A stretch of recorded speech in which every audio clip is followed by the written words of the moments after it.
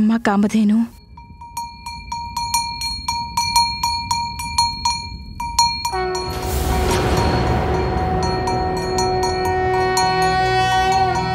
శుభదాయే ప్రసన్నాయే గోప్రదాయే నమో నమః. దేవతలందరికీ మా ప్రణామాలు. కీర్తిదాయే ధర్మదాయే నమో నమః. మహాదేవా, ఈ రోజు మన పుత్రుడికి గోక్షీర ప్రాసన జరగబోతోంది. తమరెక్కడున్నారు స్వామి? నాకు మీ ఆవేదన అర్థమైంది పార్వతి. నేను అదే అనుకుంటున్నాను. మా ప్రభువు శంకరుణ్ణి త్వరలోనే విడిపించి తీసుకురావాలని.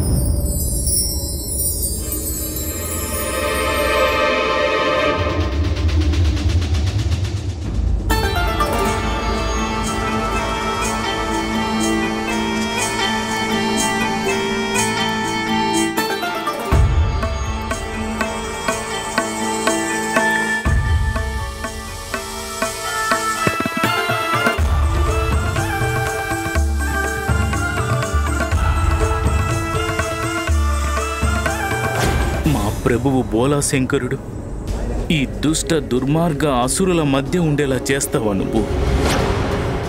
ఇందుకు తగిన శిక్ష అనుభవించక తప్పదు గజాసురా. నీ క్రోధాన్ని అదుపు చేసుకో. అతనితో యుద్ధం చేసే మాట మరచిపో. ఎందుకంటే గోటితో పోయేదానికి గొడ్డలి ఉపయోగించవలసిన అవసరం లేదు.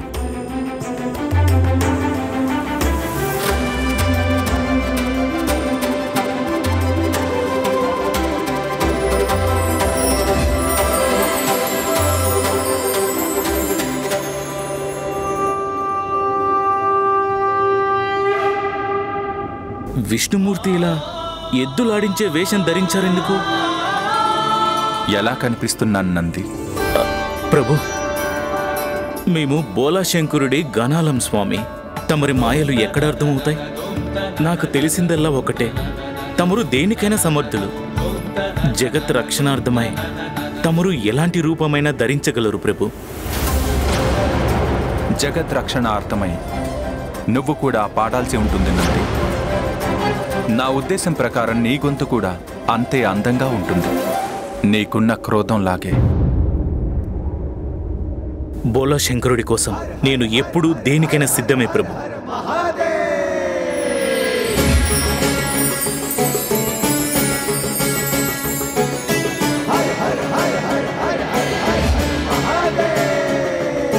తమరే ఒక అద్భుతం ప్రభు.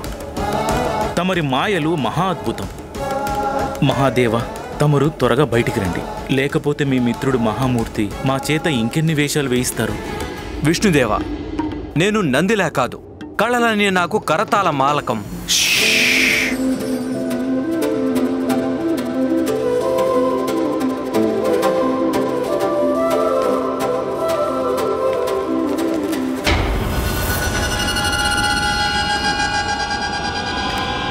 ప్రణామాలు కామధేను.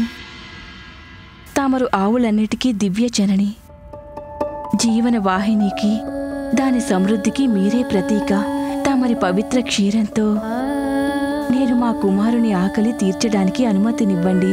మాత, తమరి శుభకార్యానికి నన్ను కూడా పిలిచి నన్ను కృతజ్ఞురాల్ని చేశారు.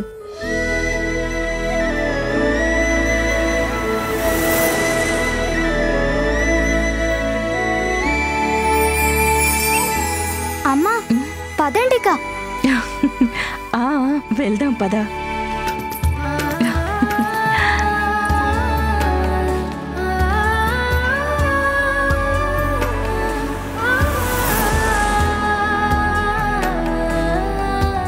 మాత, ఈరోజు నా పాలు తమరి దివ్యపుత్రునికి ఆహారంగా మారుతున్నాయి.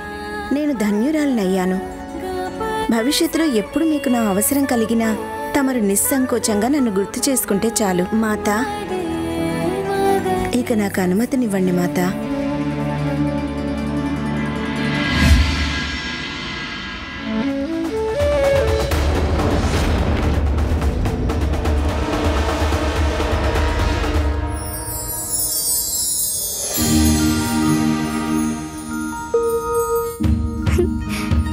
ఇదంతా చూస్తుంటే పుత్రప్రేమలో పడి పార్వతీదేవి మనమిక్కడున్నామని కూడా మర్చిపోయినట్టున్నారు కదా.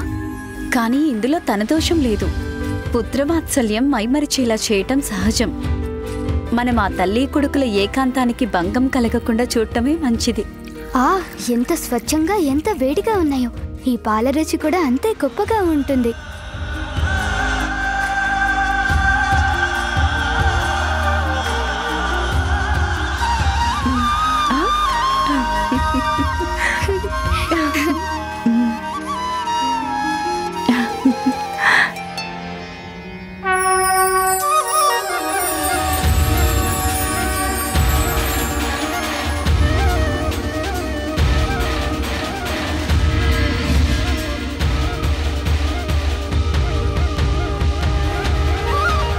పాలు నిన్ను మీ నాన్నగారంతటి శక్తివంతుడిగా మార్చేస్తాయి పుత్ర. అవునా అమ్మా? అయితే నాకు ఇంకా కావాలి.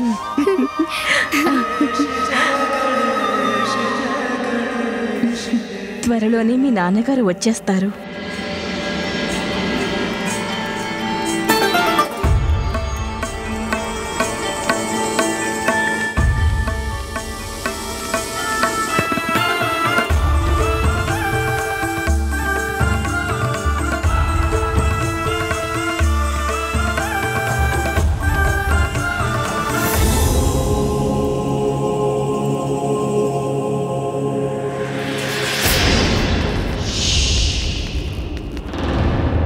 అద్భుతం, మహాద్భుతం. మీ నాట్యం అత్యంత మనోహరంగా ఉంది సుందరిమణులు. త్రిలోకాధిపతి గజాసురుడు మీ నాట్యంతో అత్యంత సంతుష్టుడయ్యాడు.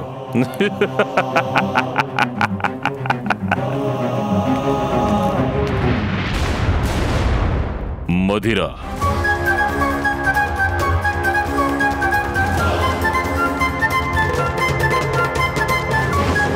ఈ అసురాధమా, మా మహాదేవుడు నీ ఉదరం నుండి త్వరలోనే విముక్తులవుతారు.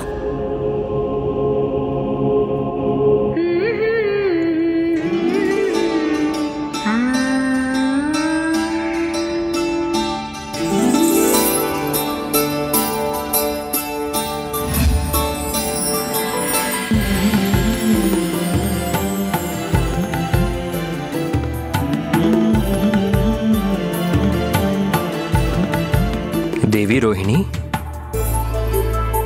స్వామి తమరా? తమరు నన్ను తమరి భర్తని తిరస్కరిస్తున్నారా? తిరస్కారం నేనా? నేను తమరి దృష్టిని నా వైపు ఆకర్షించుకునేలా చేస్తుంటే తమరు మాత్రం ఏదో ఆలోచిస్తున్నట్టున్నారు. స్వామి, అపార సౌందర్యవంతుడైన బాలుడు నన్ను మంత్రముగ్ధురాల్ని చేశాడు. సరిగ్గా తమరిలాగానే చల్లని చూపుల ముఖవర్చస్సు, ఆకాశంలో మెరిసే చుక్కల్లాగా అతని కన్నులు, ఎంతగానో మైమరిపించే మధుర దరహాసం, అతని ముచ్చటైన మాటలు, తన కుశాగ్ర బుద్ధి,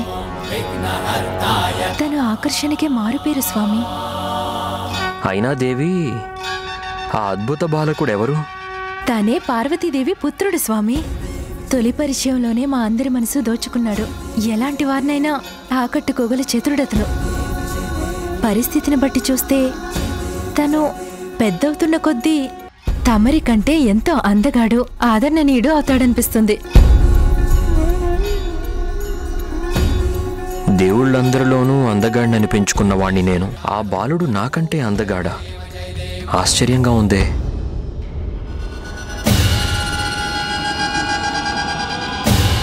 సంధ్యా సమయమైంది.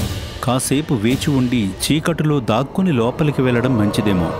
అప్పుడెవరూ నన్ను చూడలేరు. ఆపండి.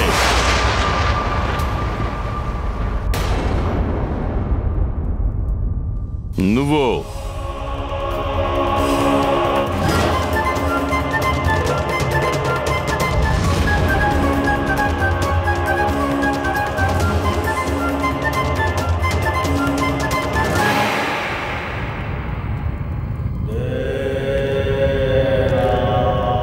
నా దృష్టి నుండి ఎవ్వరూ తప్పించుకోలేరు. నాకు బాగా తెలుసు నువ్వు ఎవరనేది.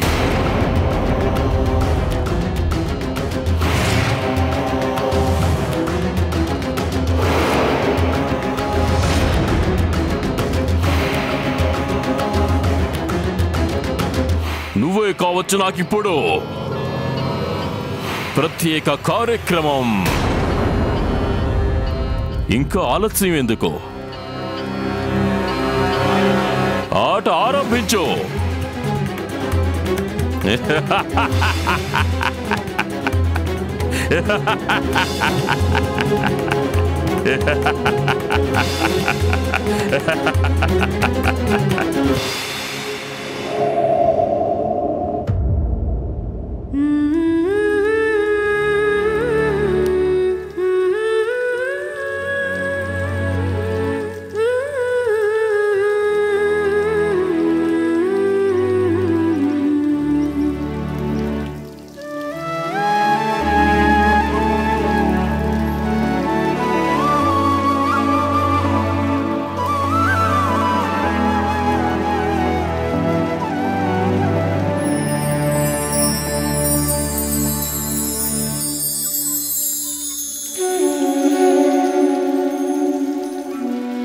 వెలుగు ఎక్కడి నుంచి ప్రసరిస్తోంది?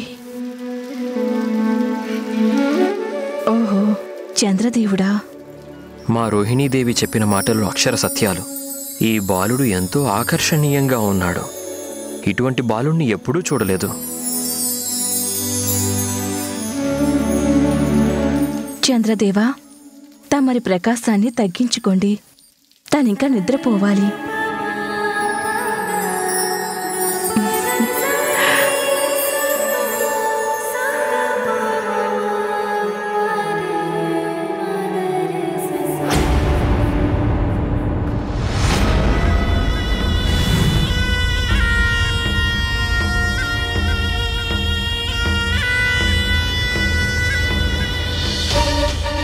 ఈ విధంగా అనుమతి లేకుండా లోపలికి ప్రవేశించడం అనుచితమవుతుంది. కనుక వెనుక నుండి ఎవరూ చూడకుండా లోపలకు ప్రవేశించాలి. చీకటిలో దాక్కుని చూడాలి పార్వతీమాత పుత్రుణ్ణి.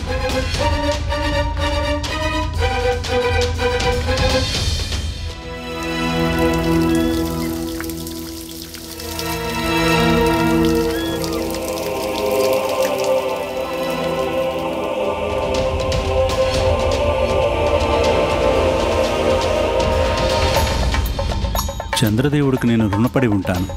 వెన్నెల వెలుగు బాలుని వెతకడంలో నాకు ఉపయోగపడుతుంది.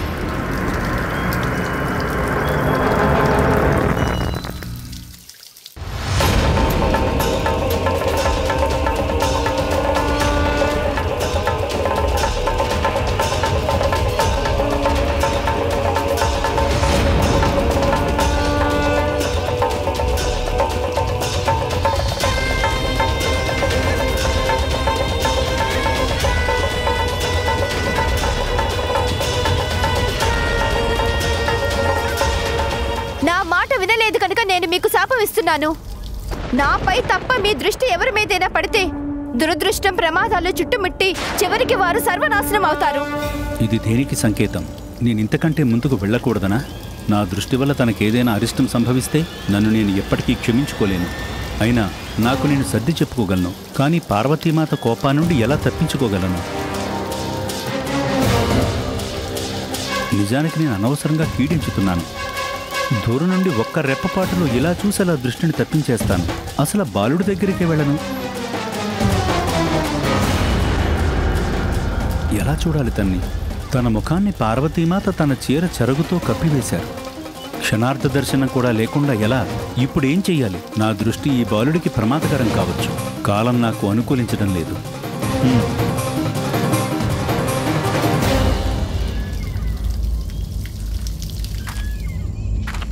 శనిదేవా, చంద్రదేవా, ఎక్కడికి వెళ్తున్నారు తమరు? మీరింకా ఆ బాలుణ్ణి సరిగ్గా చూడనే లేదు. నేనైతే ప్రయత్నం చేశాను చంద్రదేవా, కానీ ఆ బాలుడు నిద్రలో ఉన్నాడు.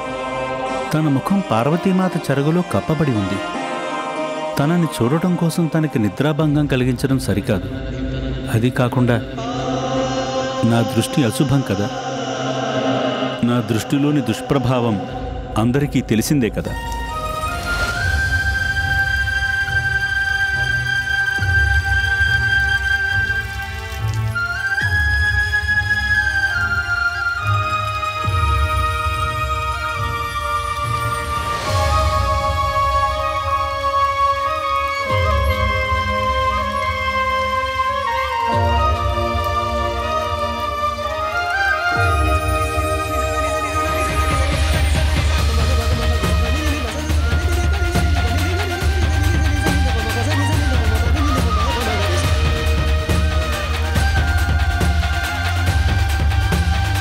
శనిదేవా, ఇప్పుడు ఆ బాలుడు నిద్ర నుండి లేచాడు. జలాశయంలోని నీళ్లలో ఆడుకుంటూ ఉన్నాడు.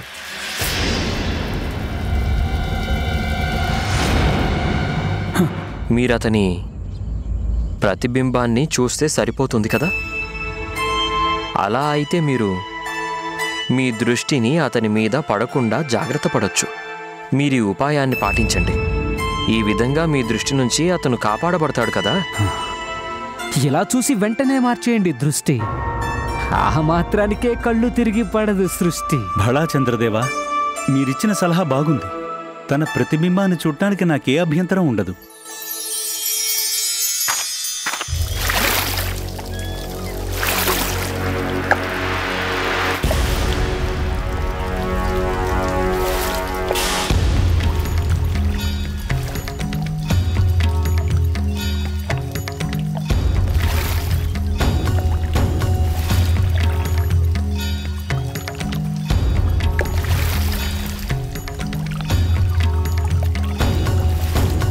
ఈ నీళ్లు నిర్మలంగా నిశ్చలంగా ఉంటే తప్ప ఈ బాలుడి ప్రతిబింబాన్ని చూడలేను నేను.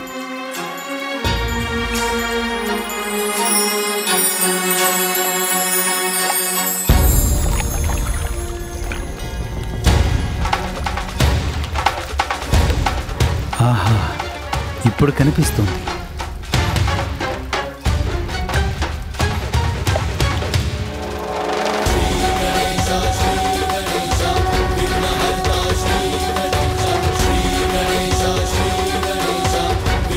దేవర్షి చెప్పింది నిజమే.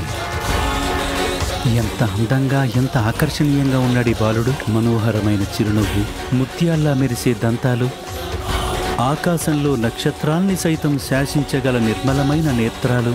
అద్భుతం, అలౌకిక ఆనందాన్నిచ్చే దివ్య దర్శనం. తన అద్భుత రూపాన్ని దర్శించుకునే అవకాశం లభించింది. ఎంతో అపూర్వము, అపురూపము అయిన రూపం తనది.